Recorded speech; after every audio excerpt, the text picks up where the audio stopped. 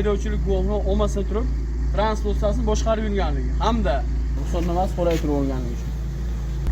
Haydovchi sizga nisbatan ma'muriy javobgarlik to'g'risida kodeksning 126-moddasi, ya'ni ruxsatnomasi tanlab qo'yilganingiz 135-qismi bilan haydovchilik huquqi yo'qligi uchun sizga nisbatan ma'muriy bayonnoma rasmiylashtirdi. Tushundingmi? Boshqa qaytarilmaydi. Tushundingmi? Bunda haydovchilik guvohnoma olmasdan turib avtotransport vositasini boshqarib kelayotgani aniqlandi va avtomashinani planshet moslamasi yordamida tekshirilganimizda avtomashina oldi yon oynalariga ruxsatnomasiz qoraytirilgan qora plyonka yopishtirilgani aniqlandi.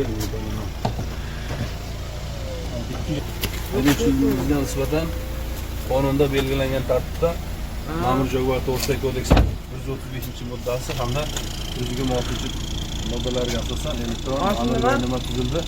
Haydovchilik. Bundan keyin xulosa chiqaring, ko'jon. Qancha avariyalarimiz kelib chiqyapti. Sizga o'xshagan haydovchilik guvohnomasi yo'q, malaka yoshiga yetmagan, haydovchilik guvohnoma olmasdan turib, o'quvingiz yo'q, tajribangiz yo'q, ko'jon.